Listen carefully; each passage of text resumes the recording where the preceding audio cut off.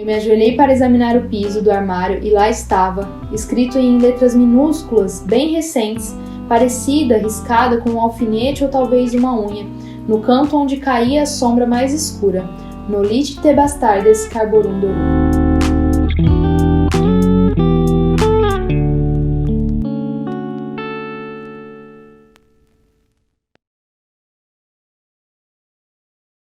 Olá pessoal, tudo bem com vocês? Meu nome é Bianca e eu faço parte do Cabeceira.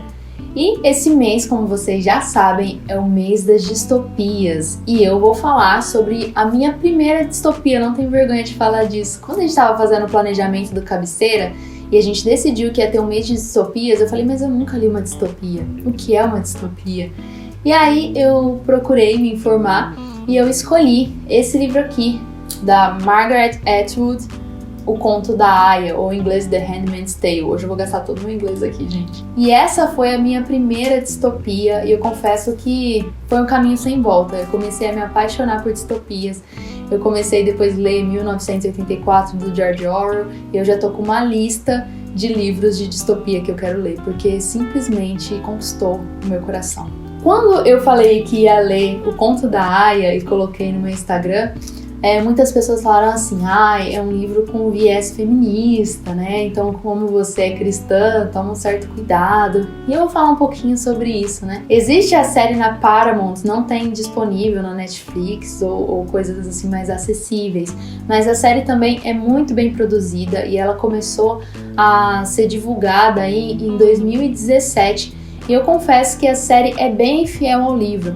Se bem que o livro ele foi escrito ali na década de 80 e a série, por ser de 2017, apresenta algumas modernidades que na época em que o livro foi escrito não tinha. Por exemplo, a personagem principal, ela usa Tinder e aqui na década de 80 não tinha nada disso, né? Na série mostra a internet e aqui não tinha nada disso, então tem essas pequenas diferenças.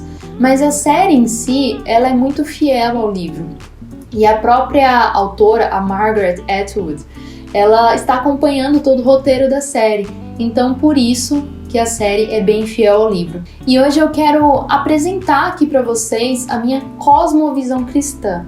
Porque tem muita gente que acha que, de alguma forma, o Conto da Aia é cristão, principalmente por usar versículos bíblicos ou coisas do tipo. E eu quero falar a minha visão como cristã a partir desse livro. A Margaret Atwood, ela é uma escritora canadense e ela ficou muito conhecida, é claro, por conta do Conto da Aia. Ela chegou a receber inúmeros prêmios, inclusive um prêmio chamado a Ordem do Canadá, que é considerado o prêmio máximo ali do Canadá em questão de honraria. E qual é o contexto aqui? Nos Estados Unidos, a maioria das mulheres, por conta da poluição e outras coisas, agora elas são estéreis. Poucas mulheres são férteis e quando elas conseguem dar à luz a filhos, geralmente eles vão vir com algum tipo de doença ou falha genética. As poucas mulheres que são férteis, elas são vistas como produtos de valor ali para aquela sociedade. E existe um grupo chamado os Filhos de Jacó, em que eles se rebelam contra o governo e montam uma sociedade com toda uma estrutura política, religiosa, econômica. E eles começam a raptar essas mulheres férteis para fazer parte dessa sociedade. É uma sociedade extremamente forte no quesito armamentista, tem um poder bélico muito grande e eles conseguem se isolar ali do resto do mundo, criando a sua própria sociedade. No caso aqui do livro, existe a sociedade de Gilead, né, que em português seria Gileade. Por quê? Porque na Bíblia é muito falado sobre Gileade, sobre o bálsamo de Gileade, que curaria as nações. Então eles entenderam que essa seria a única forma de restaurar a sociedade e de não causar uma extinção ali na raça humana. E essa sociedade era dividida em castas, e eu vou contar aqui para vocês um pouquinho sobre cada representante dessas castas. Em primeiro lugar, nós temos ali os comandantes, eles fazem parte ali da alta patente. Eles são os mais poderosos e cada comandante tem a sua casa e eles tomam várias decisões políticas, econômicas e a respeito de como aquela sociedade em Gilead vai se organizar. Cada comandante tem a sua esposa e geralmente ele ou ela são estéreis. essa esposa, ela não tem muita autonomia. A gente vai ver que na sociedade de Gilead, as mulheres têm quase nenhum tipo de poder, autoridade ou poder de tomada de decisão. E esse casal, juntos, eles vão ter uma aia, né? Que é por isso que o nome do livro, Conto da Aia. Essa aia, ela vai ser uma mulher fértil. Provavelmente ela já tem filhos da vida passada, antes dessa revolução. E ela foi tirada da sua família, do seu marido, dos seus filhos, e foi raptada para se fazer eu não diria apenas uma escrava sexual, mas principalmente uma barriga de aluguel. Porque para o contexto de Gilead, a intenção não é satisfazer sexualmente os comandantes, mas apenas para reprodução. Então, a nossa personagem principal, que é falada aqui no livro todo, aliás, a narração é dela, é da June. No livro não fala o nome June em nenhum momento, mas na série o nome dela é June. Então eu falo como June porque eu já associo ali a série, mas no livro em nenhum momento aparece esse nome. A June, na vida passada dela, ela era uma editora, ela era casada com o Luke e tinha uma filha chamada Hannah. O Luke, ele estava no seu segundo casamento, ele já havia sido casado anteriormente. Então, na sociedade de Gilead, todas as mulheres que não estão dentro de um casamento legítimo, ou que são adúlteras, ou estão no segundo casamento, que para Gilead é considerado ilegítimo, elas são raptadas e são forçadas a serem barrigas de aluguel. Então, essas aias, elas vão servir ali na casa daquele comandante. E uma vez por mês, no período fértil dela, ela é utilizada para um determinado tipo que eles chamam de cerimônia, né? Eles usam uma passagem bíblica ali de Gênesis 30 como pretexto para que essa cerimônia pudesse acontecer. E como acontecia essa cerimônia? É constrangedor ver isso na série e no livro dá mais detalhes ainda. A aia é colocada entre as pernas da esposa, que é estéril, e ela é forçada a ter relações sexuais com o comandante. Mas em momento nenhum ela pode expressar que está sentindo prazer ou qualquer tipo de coisa. Ela apenas serve para que ela seja fecundada. E depois disso, se aquela aia engravida, aquele filho dela vai ser entregue à esposa e ao comandante e ela vai servir em um outro posto de uma outra casa de um comandante. É engraçado que as aias, elas perdem o nome delas de verdade. Por exemplo, a June não se chama mais June nessa sociedade de Gilead. Agora ela se chama Offred. Off, que significa de, e Fred, porque era o nome do comandante. Então o nome dela é Offred. Então as outras aias também têm um nome que começa com Off. Tem a Offglen, a Off Daniel, a Off Joseph.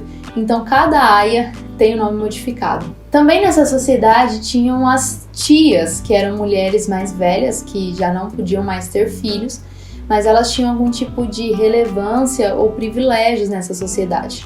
E a personagem principal que representa a tia no Conto da Aia é a tia Lídia.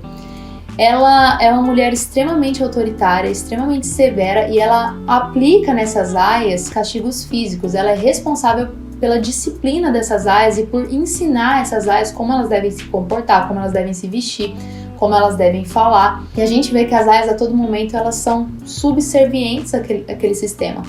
E todas as aias que tentam se rebelar ou tentam falar alguma coisa que não deve ou faz alguma coisa que desagrada alguém, ela é extremamente castigada. E eles usam pretextos bíblicos para que isso aconteça. E geralmente quem vai castigar essa aia são as tias. Por exemplo, se uma aia falou alguma coisa que não deveria, então é cortada a língua dela. Se a aia foi pega lendo, porque nessa sociedade as mulheres também não podem ler, então arrancam o dedinho dela e mais pra frente, se ela insistir nesse erro, arrancam a mão. E eles usam de pretexto bíblico aquele versículo que fala, né, é melhor você ir pro céu sem a sua mão do que o seu corpo todo ser lançado no inferno. Então a gente vê diversas aias com diversas deformidades, desde que essa deformidade não interfira ali na sua fertilidade. Então a gente vai ver aia sem a mão, aia sem os dedos, aia sem a língua, aia até mesmo sem os olhos. Também nós temos as martas, que são mulheres também que já não servem mais para ter filhos, mas elas são úteis ali no serviço doméstico. Então, cada casa vai ter pelo menos uma aia e uma marta. Também nessa sociedade a gente tem os anjos, que são como se fossem policiais e homens que cuidam ali de toda a segurança de Gilead. E conforme ele se demonstra leal e fiel a esse regime, ele pode receber uma esposa. Tem também as econo-esposas, e eu confesso que aqui no livro para mim não ficou muito claro o que elas eram, mas na série fica muito claro. Quem são as econo-esposas? São mulheres que são férteis, mas elas não são transformadas em aias porque elas estão dentro de um casamento legítimo. Então elas podem continuar casadas, podem continuar com seu marido e com sua família, desde que ela sirva também a esse sistema. Mas e as mulheres que não servem nem para ser esposas, nem econo-esposas, nem aias, nem tias, nem martas? Quem são essas mulheres? O que nós vamos fazer com elas? Elas são consideradas como não mulheres, elas não servem para exatamente nada. Então elas são enviadas para as colônias. Existem as colônias de plantação, que são mais tranquilas, vamos assim dizer, mas existem as colônias de lixo tóxico. E provavelmente dentro de 1 ou 2 anos você vai morrer dentro dessa colônia. Então o pior lugar que poderiam enviar alguém é para uma colônia. Então, quando as aias elas ultrapassam muito dos limites e mesmo sendo castigadas elas não aprendem, elas são enviadas para as colônias. Tem também os olhos, né? Os olhos, na verdade, eles não são uma classe específica. Pode ser qualquer tipo de pessoa que trabalha ali como um certo tipo de espião. Por exemplo, na série a gente tem os olhos, né? E no livro também. E o Nick é o principal representante dos olhos. Ele não tem uma função específica, ele é o motorista do comandante, mas ele serve para levar, trazer informações privilegiadas e acessar lugares que as pessoas normalmente não teriam acesso. Na série e no livro também fala bastante a respeito dos traidores de gênero. São pessoas que traíram Gilead de alguma forma ou insistem em ter algum tipo de religião, algum tipo de comportamento considerado subversivo àquela sociedade. E eles são enforcados e expostos ali em um muro. E eles ficam ali por diversos dias, como se fosse um exemplo para aquela sociedade, tá vendo? Vocês não podem fazer isso. E as aias, todas as vezes que elas saem para fazer compras ali pela manhã, elas sempre olham aqueles corpos pendurados com um saco na cabeça. E naquele saco tem um símbolo mostrando a referência por que aquela pessoa morreu. Então, se é um padre, vai ter o símbolo de uma cruz, se é um judeu, vai ter o símbolo ali da estrela de Davi. Então, essa sociedade é completamente intolerante. A gente vê que a autora ela utiliza de diversos versículos bíblicos para montar todo esse contexto de Gilead. Por exemplo, quando uma aia encontra outra, ela fala Blessed be the fruit, né? Bendito seja o fruto. E isso tem referência de um versículo bíblico. Tem também outra citação que elas falam sempre, que é under his eyes, né, que significa sob o olho dele, e tem referência lá em Provérbios 15:3, que fala assim: os olhos do Senhor estão em todo lugar, você está o tempo todo sendo vigiado, você não pode sair da linha, porque sempre vai ter alguém observando você, e quando você acha que não tem ninguém, o Senhor está olhando você. E apesar dessa sociedade toda ser construída com base em versículos bíblicos, ou até mesmo passagens bíblicas tentando trazer de alguma forma uma justificativa para que aquela sociedade fosse daquele jeito, muitas pessoas questionam: Gilead era cristã? A minha resposta é que não, de forma nenhuma Gilead não era cristã. Eu já ouvi também pessoas falando: se o cristianismo for instaurado aí sobre todo mundo, seria uma Gilead da vida, e de forma nenhuma. A gente vê que os países mais abertos e mais democráticos são países em que a religião predominante é o cristianismo. A gente vê que na sociedade de Gilead eles são completamente intolerantes. Eles não aceitam nenhum tipo de religião, nenhum tipo de sexualidade diferente da padrão. E a gente vê que o cristianismo, apesar de considerar algumas coisas pecado e fazer duras críticas a isso, nós não matamos as pessoas por conta disso, nem excluímos essas pessoas da nossa sociedade como em Gilead. O objetivo deles usarem esses versículos bíblicos é exatamente para ter um domínio sobre aquelas mentes, falando que era sim a vontade do Senhor para aquilo. E a gente vê em Jesus que ele amou o diferente, que ele amou o pecador muito diferente dessa sociedade de Gilead. Outro questionamento que as pessoas fazem para mim é: o Conto da Aia é um livro feminista, né? E não sei se vocês sabem, mas eu estudo muito a respeito do movimento feminista. E olhando assim para o Conto da Aia, o livro em si, eu não considero um livro feminista. Eu acho que a série tem muito mais lacração e muito mais forçação de barra em relação ao feminismo. Mas o livro em si, não considero um livro feminista. E eu quero ler aqui para vocês um trechinho de uma entrevista. A autora fala que o livro coincidiu com a segunda onda do movimento feminista e que muitas pessoas alegam que é um livro feminista, mas ela acredita que o rótulo feminista só pode ser aplicado a escritores que conscientemente trabalham na moldura do movimento feminista. E ela fala que ela não gosta de viver nessa ponta dos dois extremos, né? Ela acredita que as mulheres não devem ser vistas como inferiores aos homens, mas também não merecem ser vistas com preconceito por escolher ter filhos e maridos. Então eu vejo que, apesar do livro ter sido sim influenciado pelo movimento feminista, a própria autora diz que ela não considera um livro feminista, porque esse não foi o propósito dela. O propósito dela foi criticar a nossa sociedade, criticar a postura autoritária de algumas pessoas e principalmente como as pessoas utilizam da palavra de Deus para tentar exercer o poder sobre outras pessoas. E aí, pessoal, eu não quero dar mais spoilers porque senão eu entraria na história, mas esse livro é um livro que abriu muito a minha cabeça e me fez ficar fascinada por esse universo de distopia. Foi apenas o primeiro de muitos livros que eu ainda quero ler. E esse livro, O Conto da Aia, é digno da sua cabeceira?